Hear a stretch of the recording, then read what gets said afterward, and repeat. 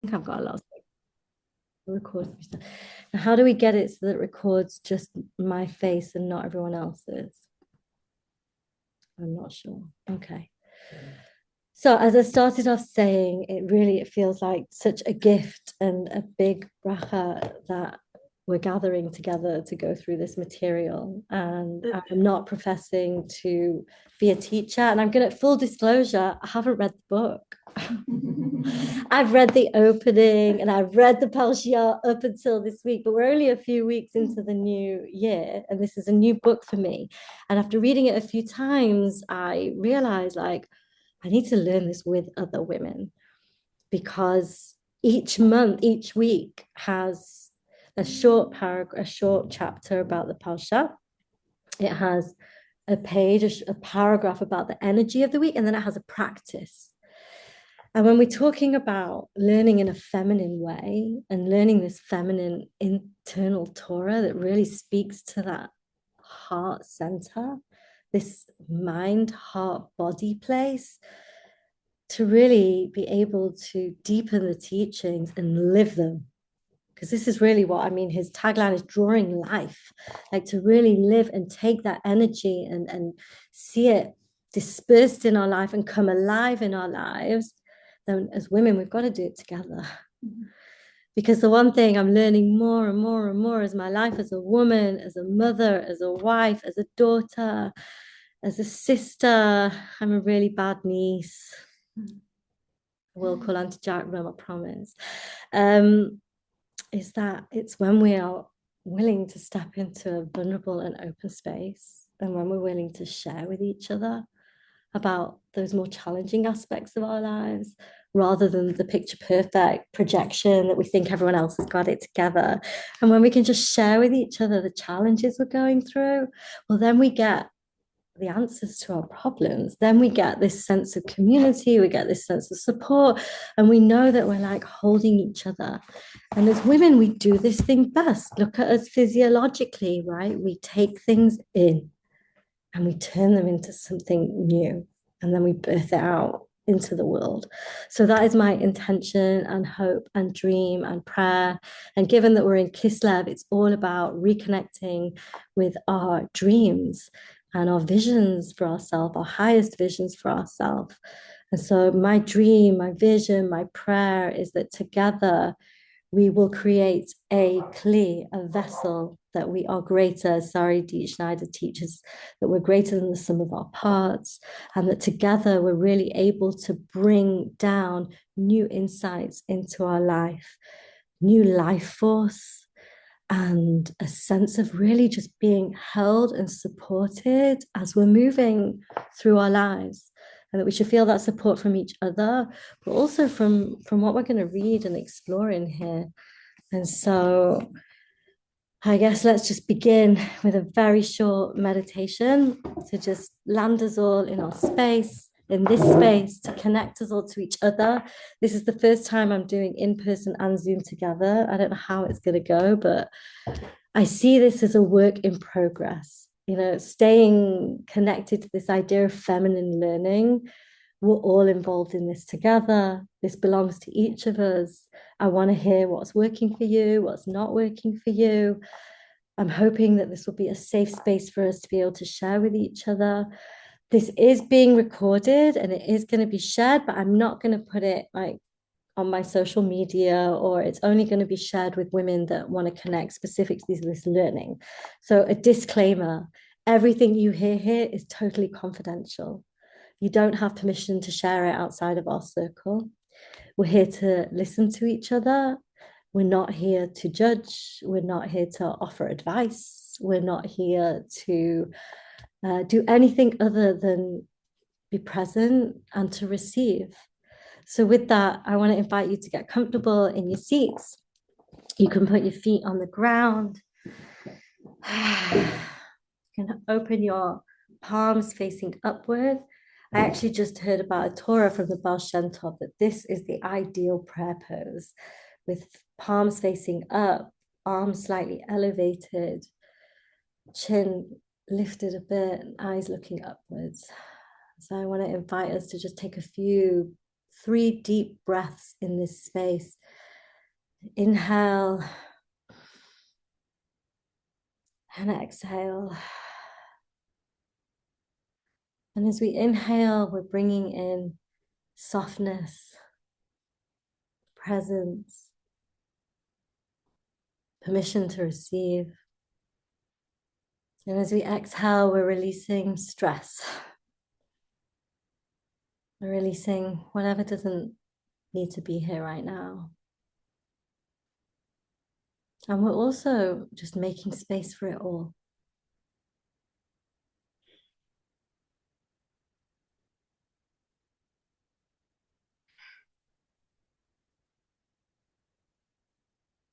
I want to say a prayer and ask Hashem, the Yud, the Hey, and the Vav, the Hey, that this space should be held, protected, supported, and that the work that we're doing here should really, it should open us. It should open our hearts, our minds.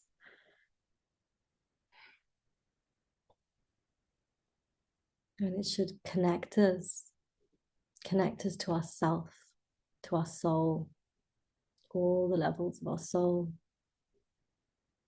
Connect us to our bodies. Connect us to our purpose. Connect us to our lives in a real, present, peaceful way. Connect us to each other. And the work that we're doing here should really just open the gateways for all of the women of the people of Israel, and for all the women of the world, and for all the peoples of the world to receive more insight, more guidance, more peace, and a greater desire and yearning to get to know ourselves better and to get to know God better. And when I say God, please let's not limit it to that 3-letter English word. We're talking about source, the source of all love, life, light, our source of inspiration, guidance, and healing. And we should see that relationship unfold in sweet, beautiful, and really accessible ways. So I want to invite you to put your left hand and then your right hand on your heart. We'll take 3 more big breaths in silence, and then I want to invite you to come back into the space.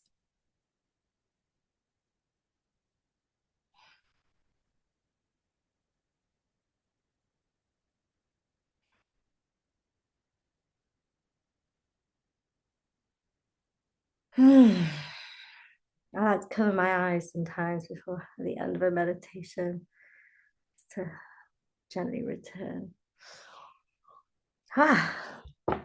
Okay, welcome. So I'm wondering whether you guys online can hear these ladies when they talk. So I want to invite, we've got Hani and Leah here. If either of you are willing to share in just a couple of words something that you're hoping to receive from this experience this evening. And then you guys can give me thumbs up if you can hear them. Leah? I felt nice. Can you hear? Yeah. Can you guys hear? I felt myself light up at the point you said that there are certain energies to the week. As you know, I love leaning into the energies of the month. And so breaking that into even smaller periods of time is exciting. Right. Agreed. I love the idea of connecting to the inner source that's within us. And if we're able to pull that out or meet that, especially in this month, as you've taught us, and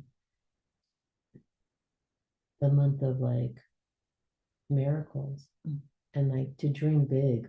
I love that idea. Right, me too. So like to meet the source, like that's as practical as any dream can be. So yeah, can you also? Right, and that was really actually what inspired me to move forward with this, like putting it out there. Who wants to join me?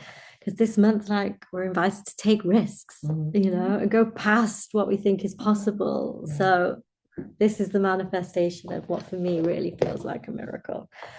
Okay, so I have a feeling we're going to do a lot more like reading tonight than we probably will in the other sessions, because I think it's important that we go into the opening. So I read it myself. It's a lot of pages. I shared in the WhatsApp group, and I'm going to see whether I can bring it up on the screens here. I'm not sure that I'll be able to, but this is like, I'm not going to faff around with it.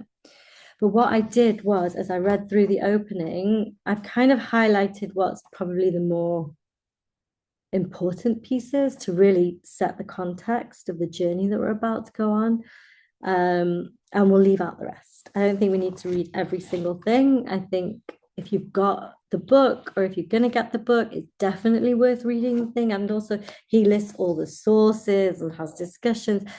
But I think that's just going to be a bit too much content. And what I really want to make sure that we do is like leave enough energy to actually go into the energy of this week's Torah portion. So I think maybe I'll start reading, and then if you guys also, you can read as well if you want to. So we shall begin. All right, this is the opening. For those of you that got the book, it's on page 2.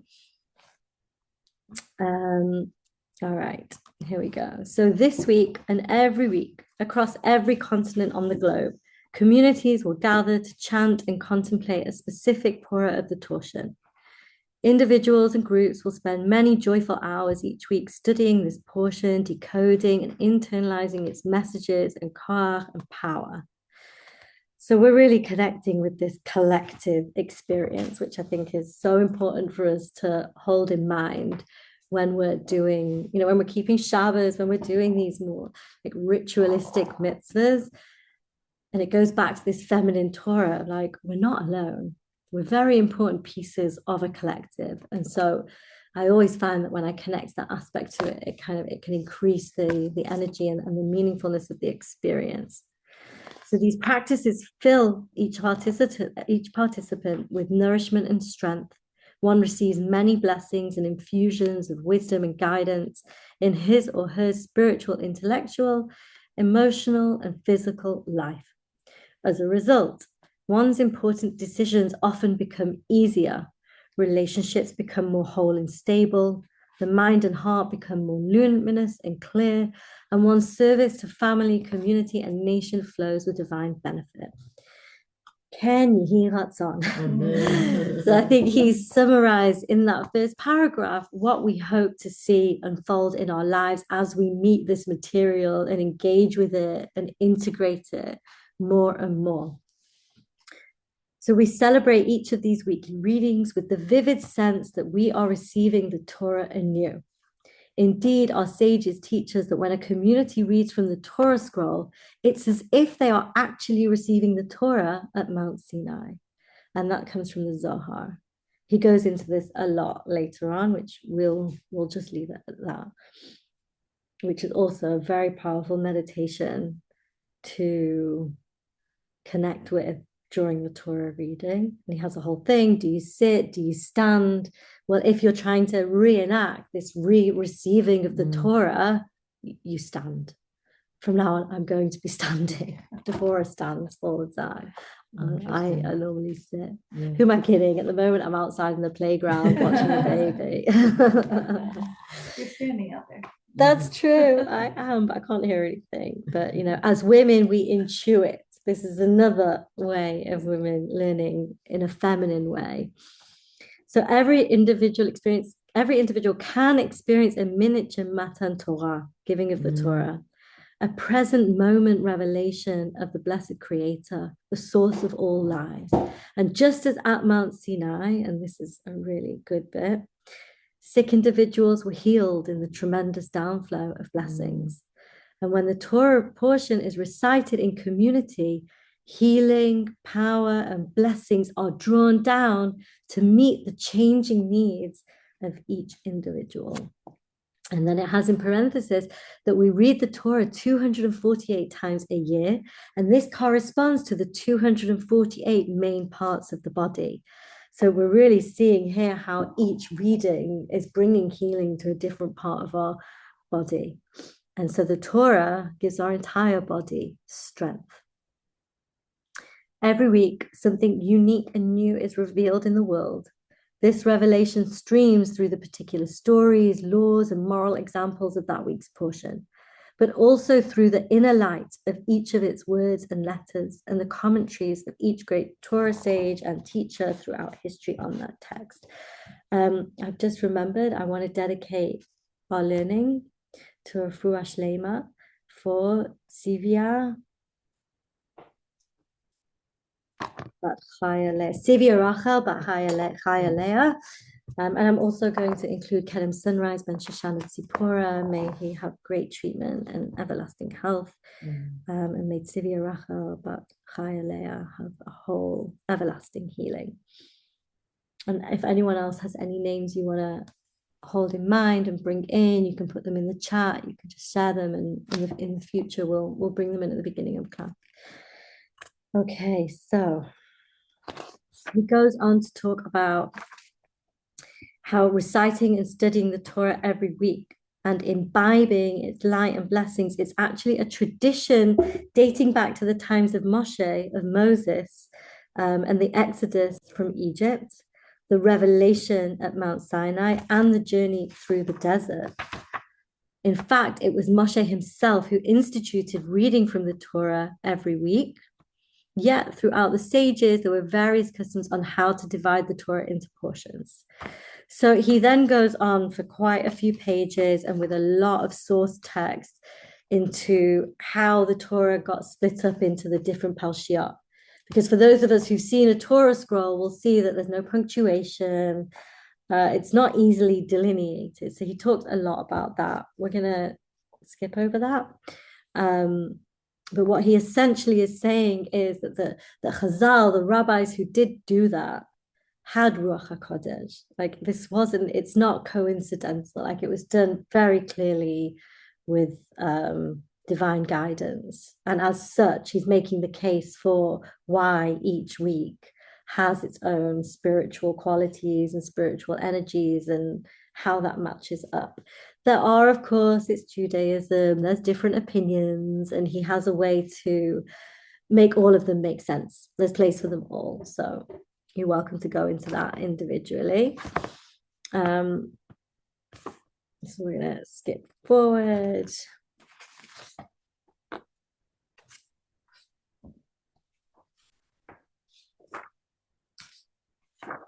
He talks about the sources of why we should read the Torah on Shabbat, and then how we read them on Chagim. And on Chagim, you have to read this Parshiot that are connected to the Chagim as opposed to the order that we are. And this is the way he keeps moving forward.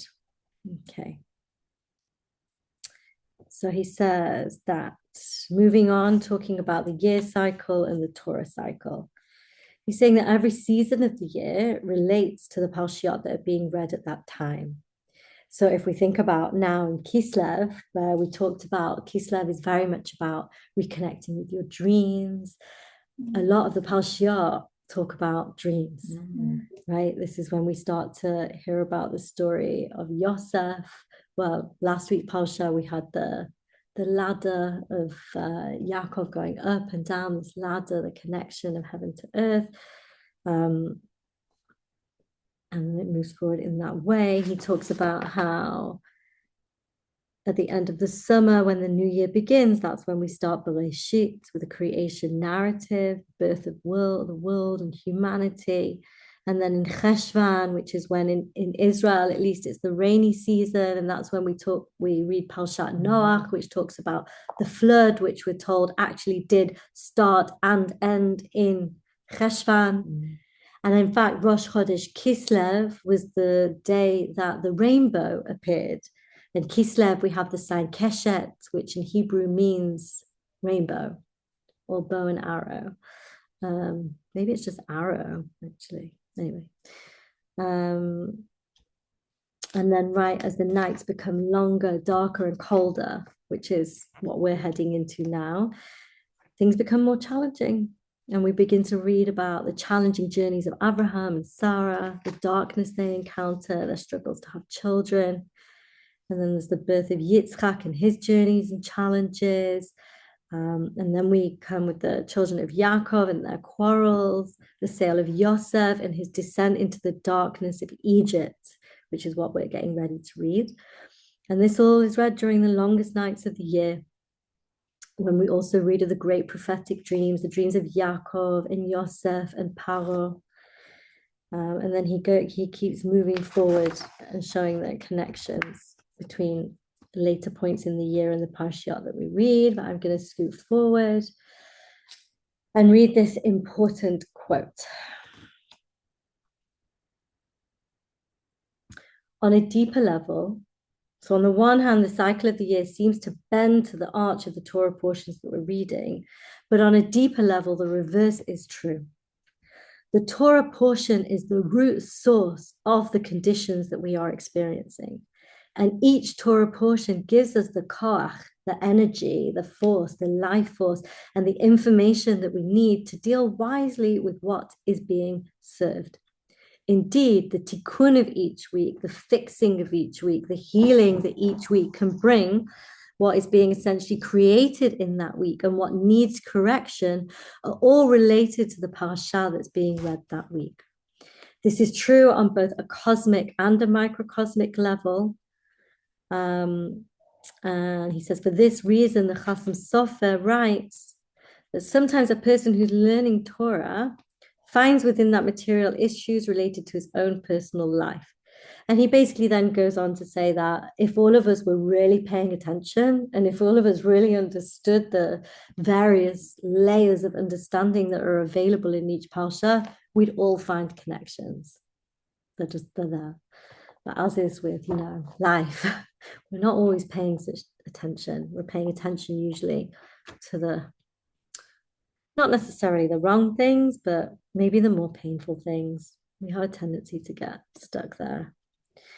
Okay, so he tells us then, he goes on to say how the Alter Rebbe, who is the first leader and teacher of Chabad, declared that one needs to live with the times. And this is how we opened and started, how my journey into falling in love with the weekly Parsha and becoming feeling like I can't move through my week if I haven't read it. Not saying that I do read it every week, but this invitation to connect and bring more insight, more depth, more meaning, and ultimately more transformation, which is another thing that we're really good at as women. So the parasha has a precise relationship with current events and issues, both external and internal. And I must be honest, there was no time that this jumped out at me more strongly than after October the 7th. Did you notice that also? The lineups of the week right? And yeah. Like the word Hamas. Yeah. Wow. And then it being about hostages and getting back I mean, it was so clear. Yeah, and I think this is really the times, that we're living in as Geula, as redemption is unfolding. The synchronicity is just screaming out of us. And I think, for those of us that are awake and wanting to listen and hear, may we be blessed to experience it in that way. And then there's the other dimension where it's like, wake up. So I speak to so many people going through such intense challenges. Many of them are within the family dynamic. And these are the things that really, are waking us up and forcing us to go beyond ourselves, because we're being humbled and accepting. I don't have the tools. I don't have the information. This is bigger than me. But we know what we do have. We have the yearning and the desire for things to change and for some light to come through and some goodness to come out of it. And that, I think, is where our koach really lies, especially as women and our power of prayer. Yeah, we have really tremendous potential to bring about that change. I'm also kind of recognizing the pain, because the pain won't allow you to stay stuck in a place. And in a way, it's the most painful thing, but in a way, it's also a blessing, because there's no way you're going to stay in such a painful place. You have to wake up. Right. Something's got to change. Mm-hmm. It really forces you to. That makes me think about that the story. I don't remember which Rav it is. There's a gorgeous video, and he talks about the crab or the lobster. We actually spoke about this in one of our Rosh Chodesh things, that when the crab and the lobster, I think both of them, maybe the crab, let's stick with the crab because that's Sultan, that's cancer. As the crab grows, it outgrows its shell. And so it's trying to grow, but it's got this hard klipa, the outer shell, right? Which in Kabbalah, klipa means the outer thing of the experience, the physicality of it, rather than the inner. And the crab has to actually leave its shell, which means it has to be super vulnerable. It has to leave its protection. Because let's face it, our stories sometimes protect us, right? Not my fault, his fault, her fault. I'm not got anything to do here. I'm the victim. And so really to be able to go and embrace that change, the crab's got to break free, expose itself to the elements, risk getting killed, and then go find another shell, and then and then it begins again. So it's not like it's just got to move once, it's like, oh, we've just got to go through one round of healing. No, ladies, this doesn't end. But, and something that he'll talk about here also, we don't go backwards, we don't descend. He talks a lot, Rav Pinson, about time not being a linear thing. Time is a spiral. And as we're moving, and there's a gorgeous Rebbe Nachman Torah about this also, that we're only ever going up. We might go up and down within the level that we're at, where we're at in our lives, but we never drop down to a lower level. We're only ever really going to ascend. And in touch with this time thing is that as we're moving through our lives and we're moving through these challenges, we're coming to these portals, these points where we get to connect. And that's what the weekly Torah reading is. And that's what the energy of the months are. They're these portals to give us koach, to help us, to give us energy and strength as we're trying to keep ascending in our own lives and elevating. Right? Because we're elevating each other. Okay, so here do we go. So every letter, every word, every event, and every character in the Torah carries some guidance, encouragement, or blessing for you at every moment. The word Torah comes from the word hora'ah, meaning teaching or life lessons. The Torah is also called Torah or Torah of light, of illumination and guidance, showing us how to live our lives in the deepest and most meaningful way. Torah teaches humanity a path of hope and redemption, for the world was created for a purpose. Life has meaning, and justice is the foundation of civility. The Torah reveals to us that every human being is born with the divine image, and also that every individual is unique and has a special role. Let that sink in. We all have a special role. And there's nobody else in the world like you. There's nobody else in the world that can do what you do. You're important. You're needed. You wouldn't be here if you weren't.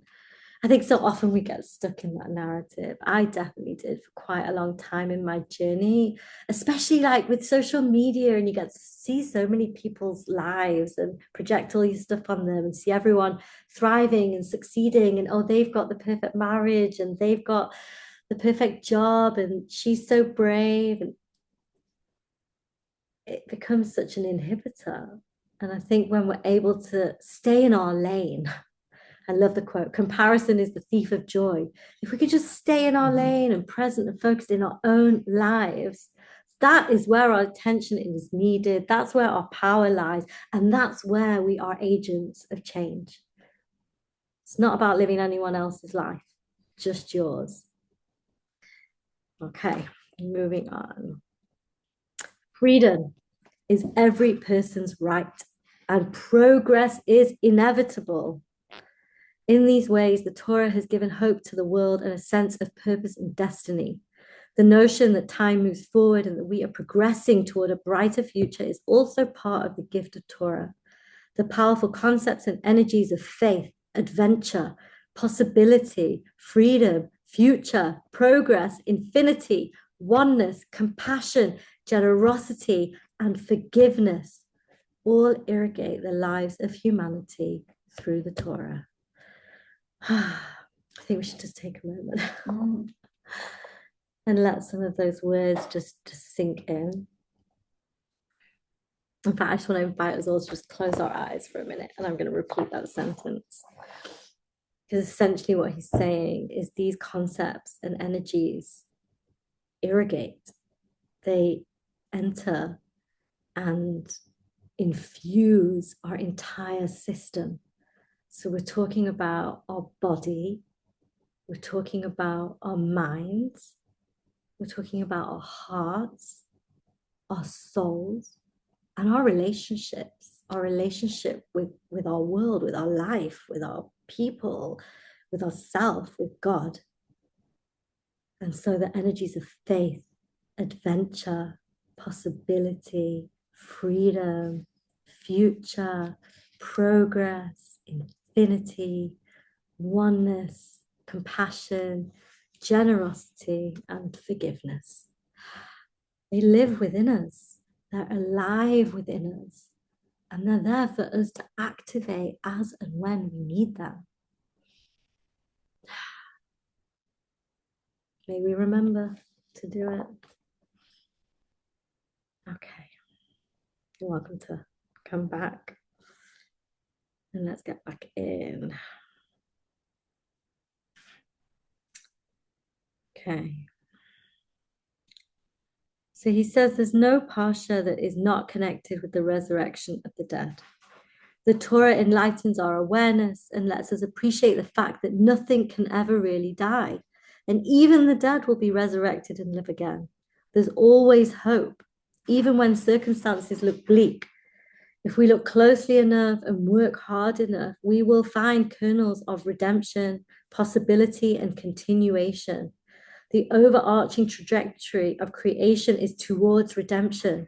All of history is moving upwards and forwards. It may seem sometimes that society is descending. It really feels that way at the moment. However, it's actually crouching down to jump higher. We should never give up on humanity. We should never give up on ourselves. So long as there is life, there is a potential for a positive breakthrough. If things seem hopeless, it only means we are called to get up and struggle, to reveal the good and to fight for trust and hope. Which I love that so much. And I love it so much because it's such a Kislev theme. Because we were talking about, right, that it's Sagittarius, which is the archer. And he's got the bow and the arrow, and it's in this position where it's pulled back. And that's showing us that it's that tension and that friction, that pulling back, that actually is what creates the force and the momentum that we need to gain that trajectory to go beyond where just us throwing an arrow would go. And that gives me so much koach, so much energy, and it gives me so much hope, and it gives me so much peace, and it really allows me to move into a place of acceptance and trust, which is another major theme this Kislev, trust, that we just trust that this is part of our story and part of our process, and it's not happening to us for no reason. And in fact, it needs to be, and we should want it. That's hard. That's really hard. It's definitely not where I'm at. Okay, so he then goes. You should want it. Oh man. Right? I know, it's so hard.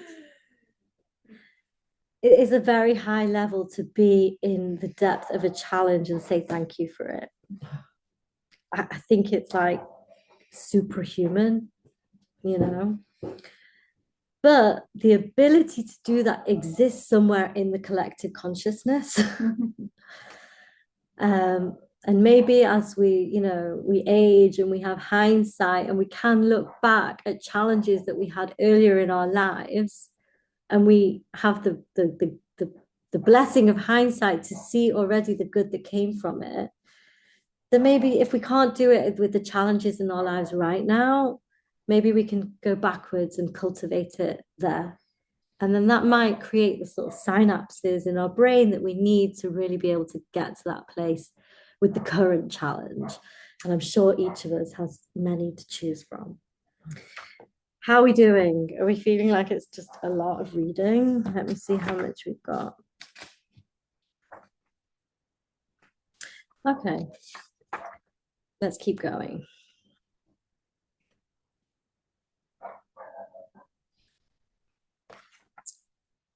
Okay, so he talks about the need that you can't just read the Torah like a storybook. If you were going to read it like a storybook, well, then it's a little bit disappointing. Yeah. There's a huge anticlimax at the end. He even says it could be quite heartbreaking because Moshe doesn't get to go into Israel. And like, it's, you know, that's a hard thing to accept, right? If he's like the greatest prophet and so close and connected to Hashem, but he doesn't get his prayer answered, well then, like, what hope have I got? But I did hear a gorgeous Torah from that, and I don't remember who from that. We can take inspiration that whilst Moshe didn't get to, his disciple did, and that there's something about, you know, if we don't get to do it, please God, our kids will get to do it, you know. But still, it's still disappointing, even with that in mind, to be honest. But what he says is, we can't read the Torah like a storybook. We're not going to read it from start to finish. And that's not how we read it. In our tradition, we don't. In fact, the day that we finish the Torah, we start it again. So he says, if you're going to read the story from start to finish, it is, wait, I think I'm scooting forward. This comes later. I'm just remembering it because it spoke to me.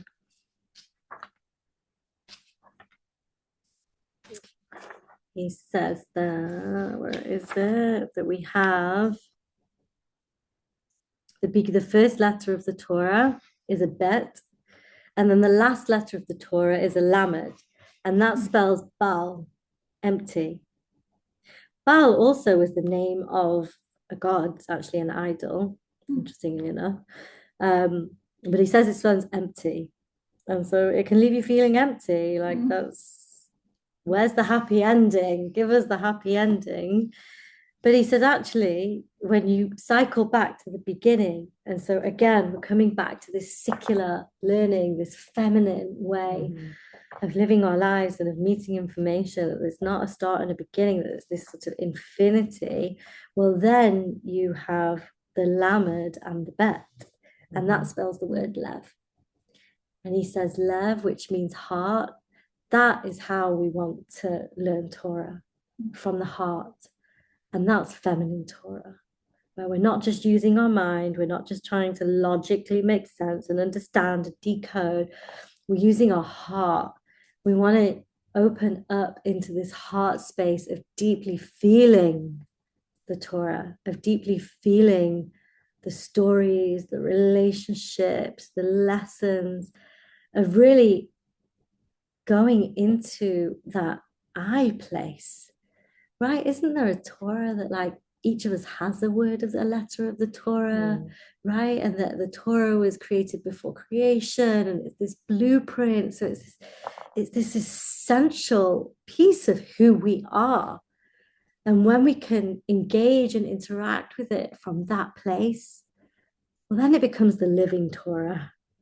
And that's how it reveals itself in our lives and our relationships. And that's what we're seeking. That's what we're really going for. He calls it heartful not knowing. Heartful not knowing. Yeah, because what he basically does is he goes along and says all these different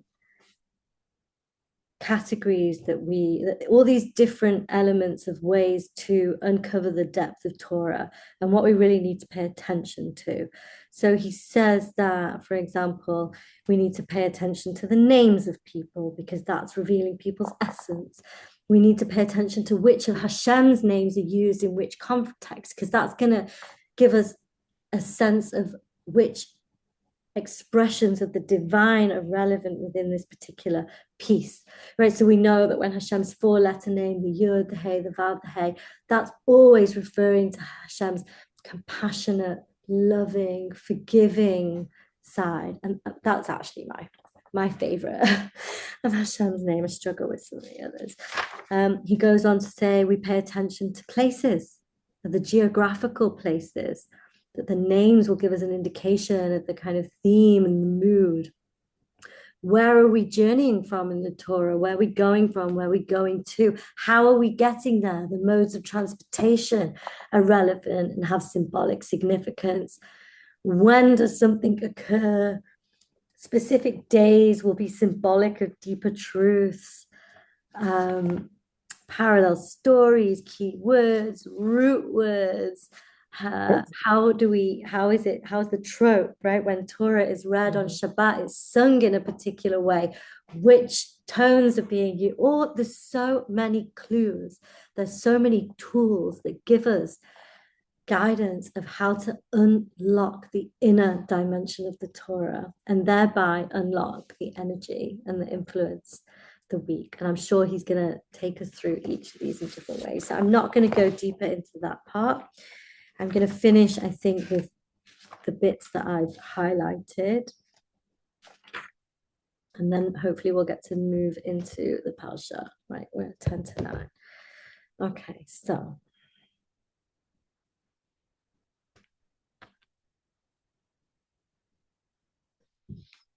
Okay. In general, Torah is a revelation in which there is a megale tefach u'mechaset fachayim, exposing one handbreadth while concealing two. In other words, there can be a revelation through nakedness, when the depth contained within the text is completely exposed, but the more prevalent type of revelation reveals through concealment. For example, Hashem subtly reveals himself through a story, a law, or even a minor nuance of the spelling of a word. The holy inner mysteries of the Torah are only freely revealed to those who honor and cling to her and desire to know her. So this is really telling us that it's about being in relationship. You know, it's about wanting to be in relationship. And I think all of us here who've come out tonight and are connecting to this, we're doing that. We're unlocking that portal by saying, I want to understand more. I want to feel more. I want to be connected. And so there's a beautiful metaphor from the Holy Zohar, the primary text of the Kabbalah, on this revealing while concealing nature of the Torah, through which our love for the revealer drives us. It drives us to toil, to pine and probe deeper and deeper into the mysteries of the Torah until more and more of the Torah is revealed to us. And that's also echoing this spiritual dynamic that's in play this month, where we do the activating this month. So when we take that first step, when we reach out with an invitation, when we choose to say or not to say that thing, when we choose to do that new mitzvah, we actually trigger the new light, the new energy to come in. And Dafka in this month, that is the new light that we need. That is going to form the basis of the miracles that we want to see. So Yasha Koach to us. I've got a little heart here. What did it say? Oh, this is sweet. This is a nice story. But maybe we should just keep moving forward. So everything in the Torah of our infinite beloved has infinite meaning. Every slight or brief gesture in the Torah is another revelation meant for us to notice and awaken, to listen attentively. The Torah is like a flickering light that is revealed and immediately concealed. And it's just pulling us into tasting deeper and deeper meanings, and drawing us in to love the word of the living God. and to cling, to become one, to unify with it. And I think part of that for me is really acknowledging and receiving and being so grateful for the fact that this is mine. Like, this is here for me.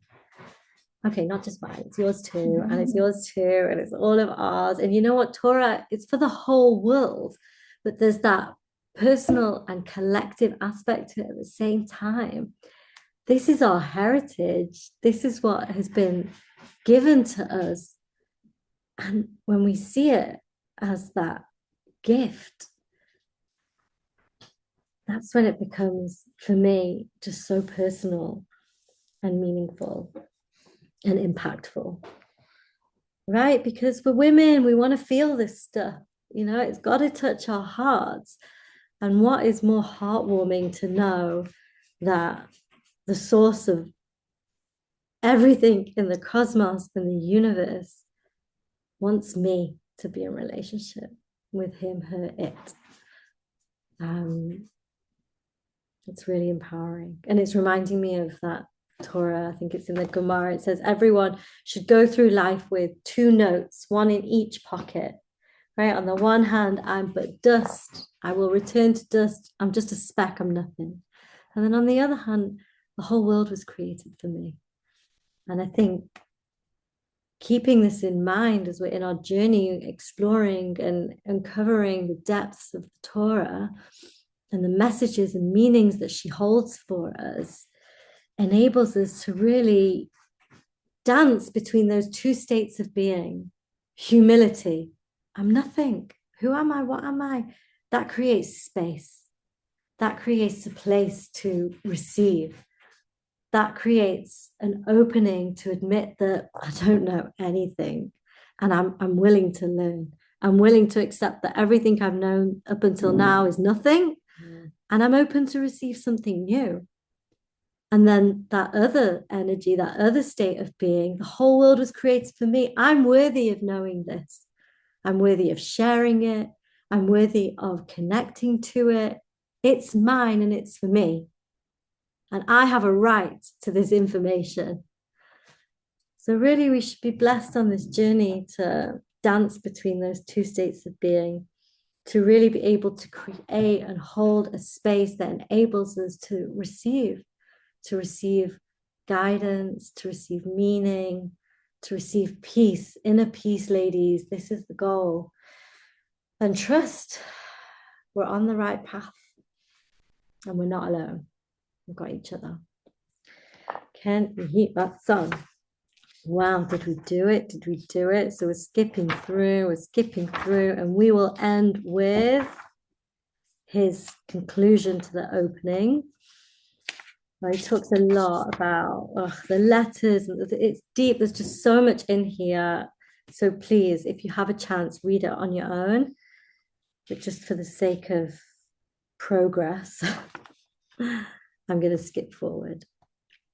He tells a gorgeous Baal Shem Tov story, which is echoing this idea of humility and just not knowing. It's a story of a great Talmid Chacham. He was looking for a beshet for his wife, for his daughter, who herself was a huge Talmidah Chachama.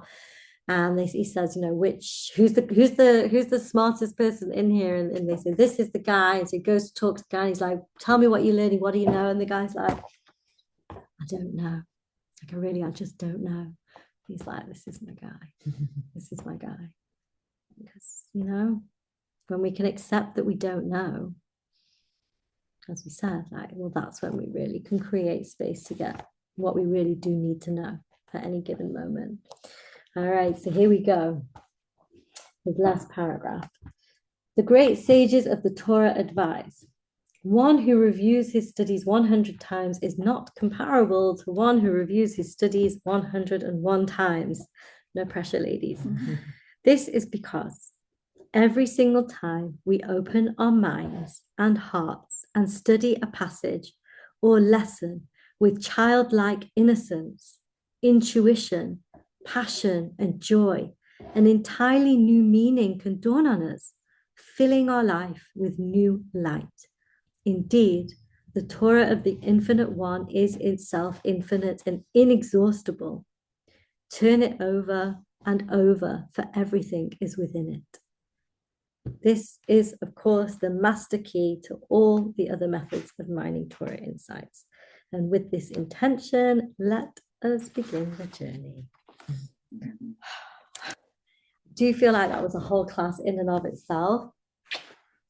We've not finished, I don't know why. But let's take a minute to maybe let that settle. If anyone has any comments or questions, I am going to go and get the battery for this laptop. I'm going to turn this around so you guys can see each other. And if anyone has anything to share, please unmute yourself. In fact, I want to invite everyone to maybe share a word that stood out, a teaching that stood out, something that you want to keep with you. I can see these guys have written a lot of notes.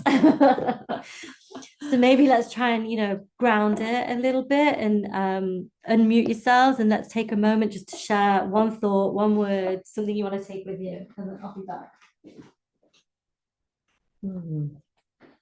Leah, you want to go first? I'm reading my notes. I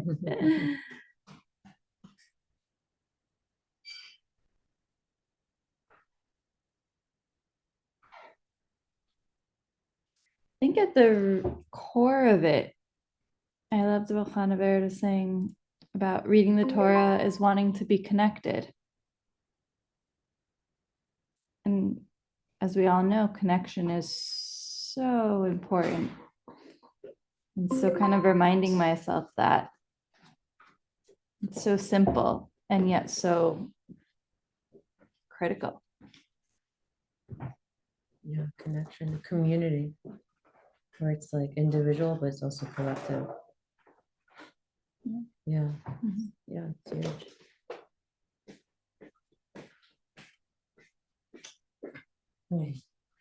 I missed what you said, but maybe I'll watch the recording. Is there anyone there who's willing to share? Rachel? Mayim? Mum?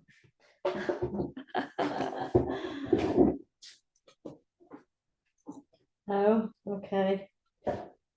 Why isn't this going in? There we go.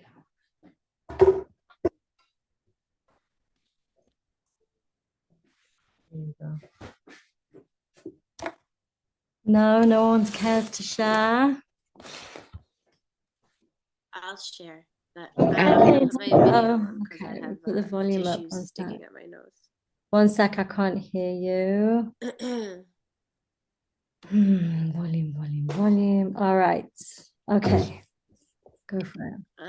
I think the thing that you said that stuck out to me was like the crouch down to jump higher, and like how that's part of the process of trusting, and just like trust in the crouch, and that it can get uncomfortable and that it can feel icky and sticky, but trust that like the lower the crouch, the higher you can jump. So yeah, that part is what is sticking with me for the moment. Me too. Anyone else want to share? Emily? I just hey. put in the chat. Okay. Like for me, it was just like creating that space, opening up to a line. And it kind of tied into that idea of like the arrow going back and then shooting with that momentum. That also really spoke to me.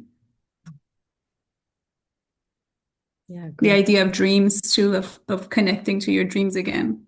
Yeah. It's like I hadn't really thought about it, but it's like, yeah, lately my husband and I have been sharing, we've been dreaming again.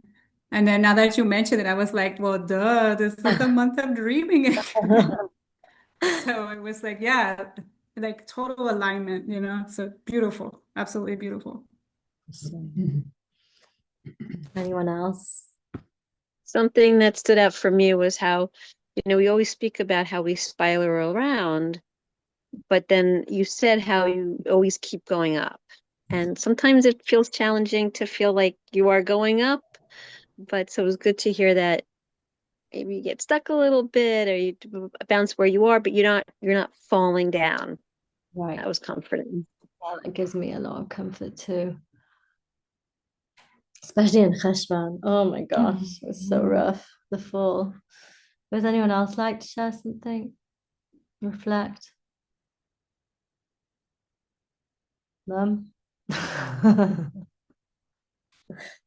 You don't have to. You're on mute. Let's see if I can unmute you. No, I think you'll have to do it yourself. You're on mute, so you'd have to unmute yourself, which I I've think done it. out I've of undone it. Thank you very much. I haven't got the book. I haven't read one line of it, not one single line. I'm not sure whether I will be buying it. I might borrow from you a little bit, but I'm very proud of you. I thought it was wonderful how you spoke. I thought it was wonderful how you went through a lot of things, and it meant a lot to a lot of people. Did it mean, is there anything that stood out to Not, you? Not yeah, yet. I wrote down a few things, but one of them was I don't know. I think you said something like, I don't know. And Ah, that probably, sorry no, for no, me. don't apologize. That's I'm not apologizing. I'm just saying that that's one of the things I don't know because maybe I'm not so into it, but I enjoyed it. I enjoyed seeing all of you. well, we've got more to go, so hold And on. I will, All I will right. see you tomorrow for my grandson's birthday. Mazel tov. Yeah, my little guy is turning 8 tomorrow. And yeah, little Kislev baby turning 8. All right, so if anyone else wants to share, you're welcome. And if not, we'll move on. You don't see my kitchen's quite clean at the moment. We had a cleaner come today. Okay, so we're going to move forward into this week's Parsha.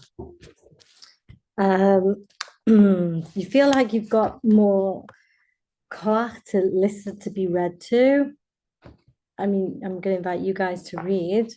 So it's not hugely long. It's like 1, 2, and we won't go into all the sources, but there's like, all in all 3 pages. And then there's one paragraph that talks about the energy of the week, and then there's a practice of the week. Let's just jump in, right? Okay, so we have Parshat Vayishlach, which is, we're at the part of the story now where last week we heard how Yaakov. I have a question. Yes. When we talk about the Parsha and the power of the week, like, so we're reading Parshat Vayishlach, right? That means from starting this past Sunday, that was the power that we're leaning into, and it culminates into Vayishlach, or does Vayishlach power emanate to the following week? Right. I think it's leading up to. Leading up to it. Yeah. Okay. And then we read, because already in Mincha Shabbat, you're already reading from the next week's Parsha a little bit. So the truth is, I mean, I think the earlier in the week we meet the material, the better. So I don't know whether there's a conversation about bringing this a bit earlier. Maybe I'm open. Sunday would really be a great day to start, but we can talk about that another time. But what I think from what he said in the introduction is that on Shabbos itself, while the Torah is being read, that is when all of this is coming down in full. But it seems to me that it's already part of the energy of the week, and that's what we should be really thinking about and looking out for. So Vayishlach, he says, this week is about re-establishing bonds and healing rifts. Now, I'm going to share something that's very private. I'm not going to go into the details, but just a weird coincidence. In my family, we have had a big family rift, and it started to heal this week. Baruch Hashem. So please God, should go from strength to strength, and all the family rifts out there, because there are so many. I don't think any.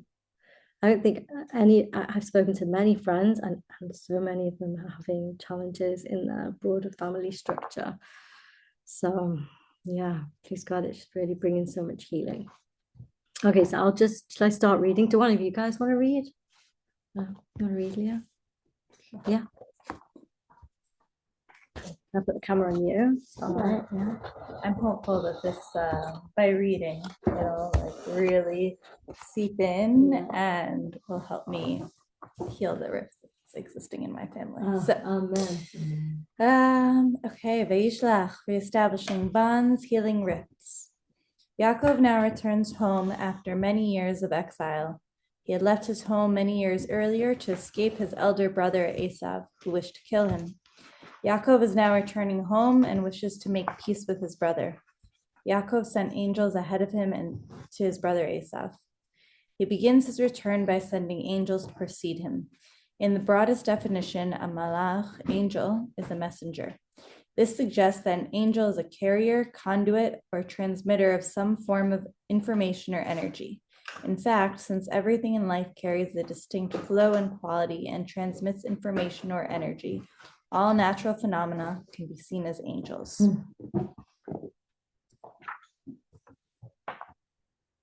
I'm not reading the little parts. You keep right. No, all the okay. sources and stuff. Another kind of angel is the energy and information that we continuously create our thoughts, words, and actions.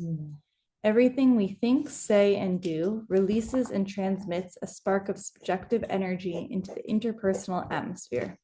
When Yaakov consciously sent angels toward Esav, he may have sent physical messengers or actual angels, and he did send gifts, but he also generated subtle angels of thoughts of love and reconciliation and sent these out to precede his arrival.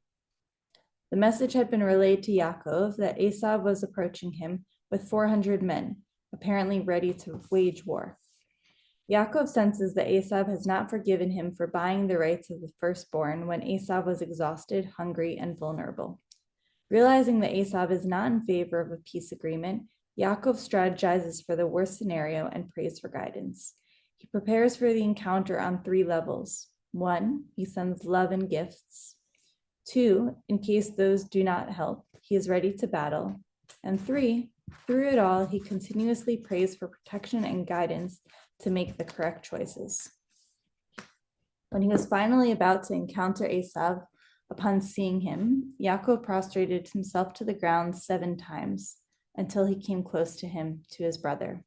And Esav ran toward him and embraced him, and he fell on his neck and kissed him, and they wept. Something crucial and profound occurred to Esav. He originally approached Yaakov to wage battle, but embraced him instead.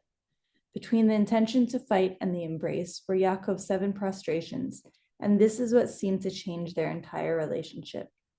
When a person prostrates him or herself, they are physically breaking and softening the straight line of their body, bending their head and spine. Spiritually, this represents a breaking of negativity or concealment. Bowing is a movement that allows for a seemingly immutable outer reality to crumble, and a new reality, one that reflects an inner truth, to emerge. 7 is symbolic of the natural order of the world, a world created by 7, in 7 divine attributes in 7 days, and exists for 7 millennia. The world of nature is an outer concealment that hides the miraculous, the enlivening divine animating force and potential of everything within it. By prostrating 7 times, Yaakov broke the old reality that once seemed so unshakable and revealed the truth of their story, the natural love between brothers that was always there beneath the concealment and friction. Even years after a conflict, one can still be stuck, rigidly holding a frozen image of the experience in their mind, subliminally rehearsing the story over and over, how that person did such and such to them. But the instinctual self responds to the stressful mental narrative by etching into the nervous system certain self-preservation strategies. The system remains in an unresolved, low-level or subconscious fight or flight response. This rigidity can block freedom of movement and growth, and sometimes even prevent the inner revelation that the past is past, and one can let go and move forward. By bowing in front of Esav, Yaakov softens the rigidity in his own spine and reveals his willingness to move on, to forgive. A person of deep emet, truth, and faith, Yaakov has the courage to become malleable, break his traumatic narrative, draw out his brotherly love from within, and send it out to Esav. The Zohar teaches that by bowing down to the divine spark, the Shekhinah, within Esav essentially, to the purity, holiness, and perfection within him, he was softening Esav's external heart as well. As a result, the hidden, deep, natural love of Esav towards Yaakov was also released. As the layers of accumulated hurtful narratives fell away, Esav's love spontaneously became revealed, and instead of threatening war, he opened to a tearful embrace. Until he came close to him, to his brother, Yaakov prostrated himself until he could reach his brother. Not the external form of Esav, who still hated him, tied to his old narrative, but the real Esav, his twin brother, and the son of the righteous Yitzchak and Rivka. Once Yaakov reached who Esav really was, they could both reach out to embrace each other. Beautiful. Did anything stand out to you as you read that? I have a horrible situation with my sister right now. No, I am So, sorry. Yeah. Yeah, but it really is giving me hope of like, okay, this is the week. And truthfully, somehow it feels like the ball is in my court, even though the last communication came from me. And I've been dragging, like it hasn't been the right time for X, Y, or Z reason. And so now I'm like, okay, maybe it's this week. Okay. So I have a couple, I remember learning the story, and it's interesting because a lot of what's happening in my life right now is kind of relearning God, relearning Torah, not from like the preschool level, the childlike level, but actually. But I remember learning that Esau bit Yaakov on the neck, I've heard that. It's a and then all midrash. his teeth fell out. It's a midrash. It's not the Peshat. Okay, The Peshat Mamas uses the word kissed. okay.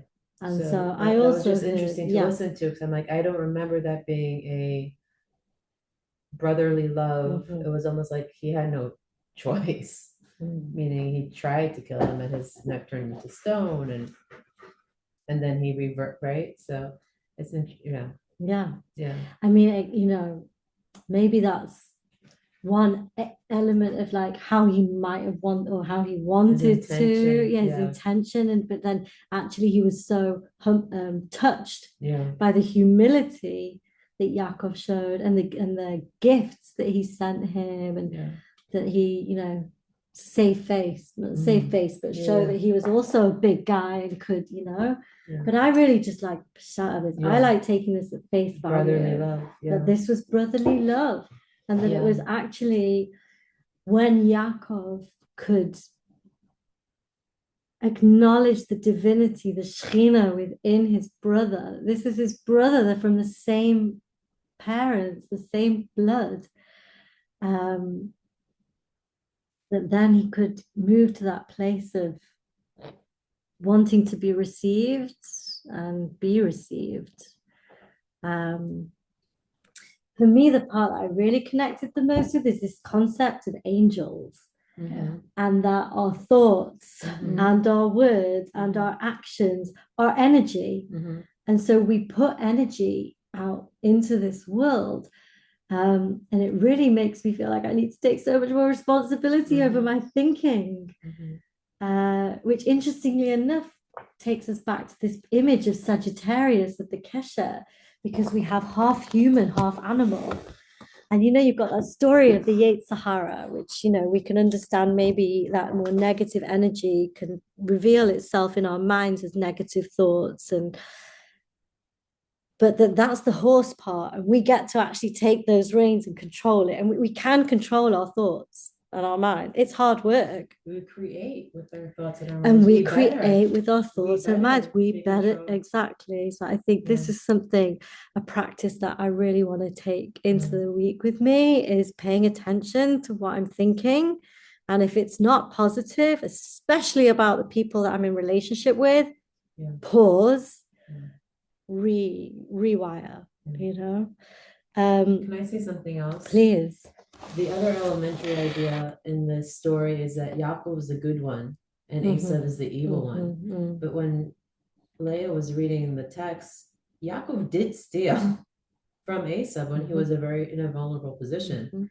So the idea, because we always like to think we are the victim, we are the one in the right. And no, we got to take account that no, we're not. We have plenty of, it doesn't mean we're less than to be the one to step forward and prostrate ourselves, because you would think Asa should do that to Yaakov. Why is Yaakov doing that to him? In the elementary eyes, Yaakov was a good one. It should have been the other way around. But even the good ones, we need, to take that risk and to take that humbleness and humility to like. And as you said, accountability and responsibility. Yeah. Like, I messed up. Exactly. I behaved badly. Yeah. My mother told me to. No, Yeah. don't blame it on your mum. Right. I think we can all learn from that. Take responsibility. Right. That also, spoke to me as well. And you touched upon something else that I think is a big theme here. Yes, here we're looking at it in the very Parshat story way. There's Yaakov and there's Esav. But these are two energies in the world that live within us. Yeah. We all have part of Yaakov. We all have part of Esav. In fact, there's this intermingling. And so when we're talking about reconciliation, yes, it can be in a very tachlis, practical way. We've got this rift in our family, but also like, what are the parts of ourselves that we need to reconcile with? Which are the parts of myself that I've turned my back on and run away from because I can't face it, because I'm scared if I face it, I'll die. Like literally ego death.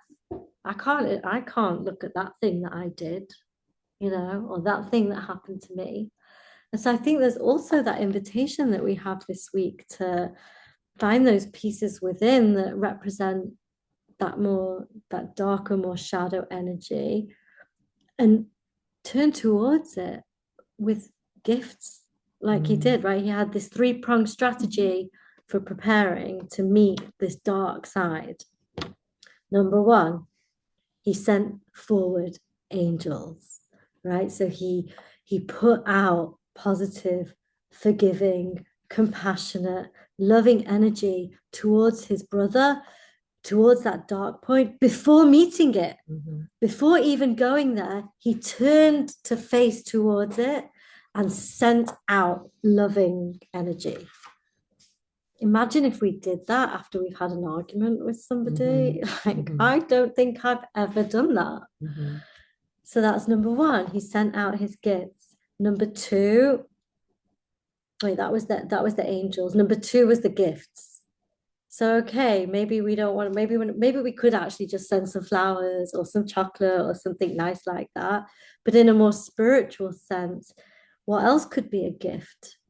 Forgiveness, the willing to consider reuniting, understanding, compassion, deciding I'm not going to judge this situation. And then the third thing, he prepared for war. He put his boundaries in place. He wanted to try and protect certain parts of his family. So if we're looking at that in a spiritual sense, you've had boundaries in place. You've not reached out yet because it's not been the right time. Knowing like what to send where and when, and also not put all your eggs in your basket. Maybe I prepare myself for the fact that maybe I won't be well received. Maybe I won't be forgiven. So I won't take that personally. I think there's real guidance here in how to move forward, And then he prayed. He prayed. And I think herein lies our power. And it's a piece that I forget. Or I just can't be bothered to, whether it's like formal prayer, which I sometimes say to my kids, like, the kitchen's a mess, right, at the end of the day, and I want everyone to clean it, and everyone's like, and I'm like, and it's all like, and sometimes I remember to say to them, okay, I'm gonna put a timer on Siri. I love Siri for this reason only. For 5 minutes, let's see what we can do together. And it's amazing what we can actually achieve in 5 minutes. And this morning I did my morning bracha and I was like, oh God, that took me less than a minute. You know how many mornings I'm like, oh, I've not got time to daven this morning. I'm a woman, I'm busy with the kids, I'm not obligated. But the reality is when I take the time and I make the effort and I show up and I am present, I get so much koach from it. And it actually enables me to create the shifts and set the tone that I really do want for my day. And so when it comes to reconciling, whether it's with the people in our lives, whether it's with the pieces of ourselves, engaging in prayer about it gives us a chance to process, gives us a chance to speak our truth, and most importantly, creates a space where we vocalize our yearning and express our need, and thereby pull forward the answers to the prayers that we want to see revealed. Also, the Kislev. And Kislev, right? That's dafka the work of Kislev. That's especially the work of Kislev, this bitachon, this trust, using our active trust to envisage the solution that we are seeking and to trust that the ingredients for that to happen are already here. It's already waiting. And so we know, and it also helps like relieve a little bit of that responsibility and the weight of like, oh, it's all on me. No, the creator of the world is supporting you in this and giving you the tools also. Okay, so I'm going to read the energy of the week. And then I think if we have the car to do it, we'll do like just a very short little practice. It's getting pretty late now. It's 9:30. That's the whole chapter? It's short. That was the chapter. And now he talks about the energy of the week. So he goes a little bit deeper into. But that's all it is Yeah. for. Yeah. So what I think we'll do moving forward, it'll be a lot less reading, more like maybe we'll be journaling, meditating, a bit more sharing, like make this a much more what's the word, organic process where we really get to like invite this energy and expand it and interact with it and bring it down in like different ways. So it's not going to be, as I said at the beginning, this is not me teaching a class. This is us taking material, meeting it, sharing it, working with it, and hopefully integrating it. Okay, so moving forward. Vayishlach, energy of the week, re-establishing bonds and healing rifts. This Torah reading gives us the strength to repair our relationships with others, in particular with family members from who we may have felt alienated. This is a week from reconciliation. Yaakov established a map for reconnecting with others. We should begin, right? And this map that he's created this prototype that, right? Remember what we read at the beginning? These stories are what enables these things to happen.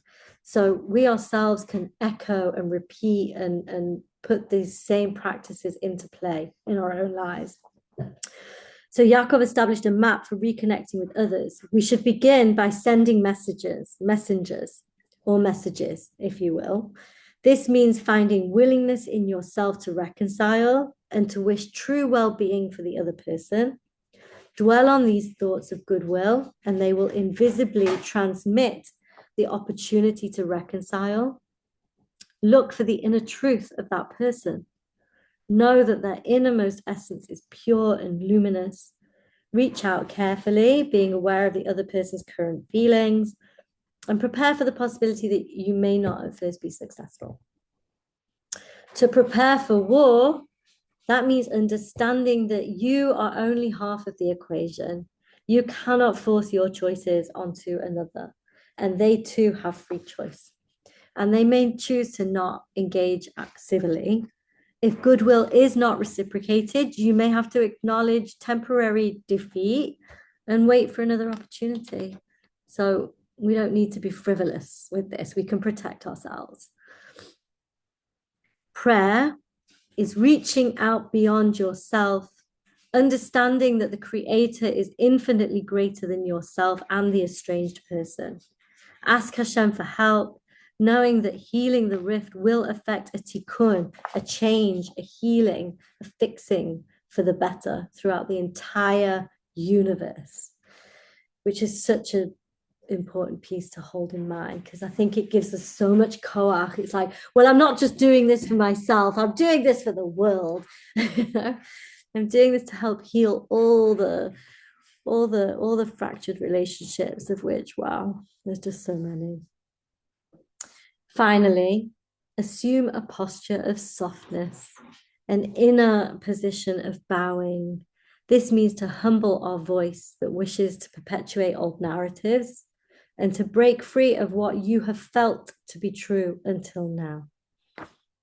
This allows us to reveal and reach the deeper truth that's been there all along. The other person is your brother or sister, and that you both come from the same ultimate source. They too are a son or daughter of the Creator. And then it ends with the practice of the week, which is to reach out to somebody who's estranged. So if you have the energy, I was thinking we could just either do a little meditation where we imagine this thing playing out, or just journal for 2 to 3 minutes of things that have perhaps come up with us in relation to a particular conflict. And if anybody, doesn't have someone estranged in their life or in their family, then we can also think of, what pieces of myself have I become estranged with? Which parts do I want to reconcile with? So I don't know if anyone has anything to share or say. I think maybe let's just close on a short meditation, and then we can have in mind moving forward that we'll dig deeper in when we're together, but maybe this week individually, if you're feeling called to dig into this practice, then it's something to make time for. Okay. So I guess when you're ready, I want to invite you to close your eyes. Get comfy in your seat.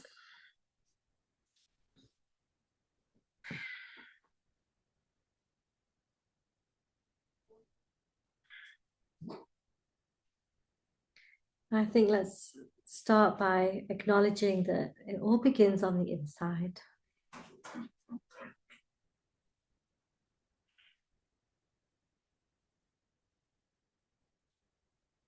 So is there a piece of you, a piece of us that we're feeling like we've separated ourselves from? It might be to protect ourselves.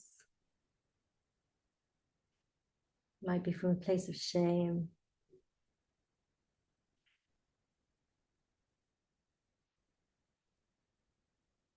But really all it is our search for wholeness.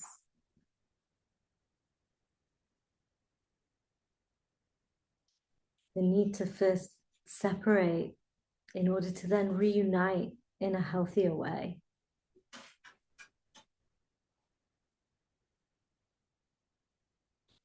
So now maybe each of us can think of a relationship or a person in our life who's become estranged, who we'd like to reconnect with.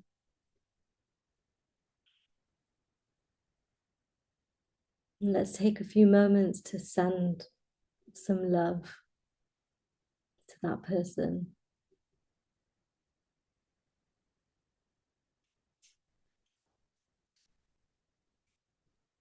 Let's send some compassion to that person.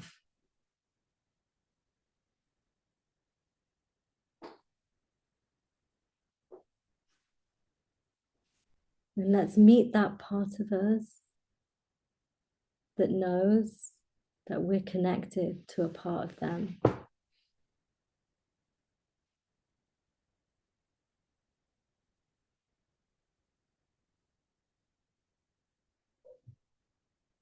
If you could say something now to that person, what would it be?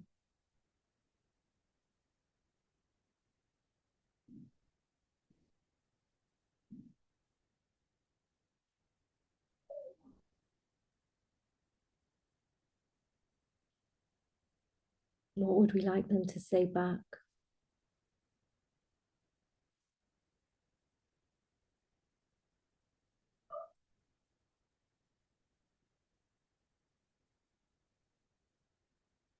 Let's imagine ourselves being humble in the face of this conflict,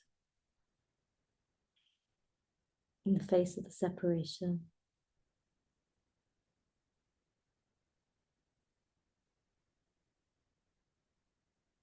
Let's connect to a sense of trust that we're meant to go through this thing together.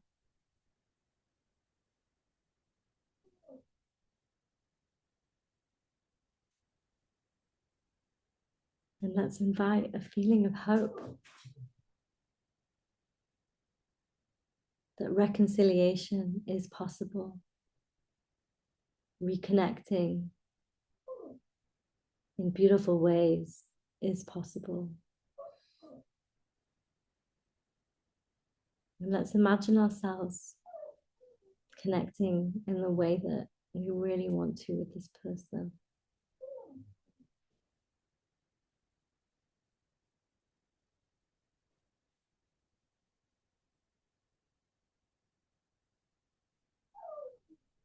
And let's end with a prayer inside.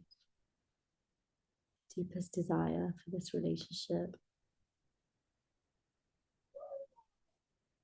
should be expressed healthily.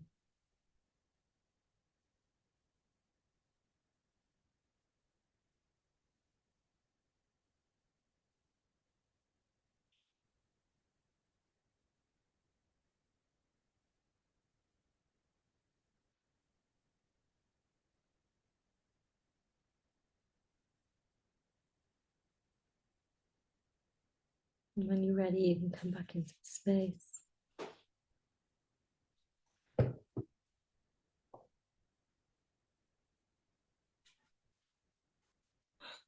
We'll end with a blessing.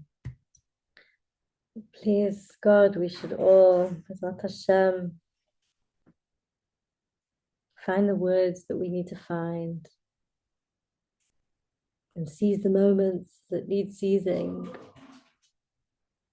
to open up to creating, inviting,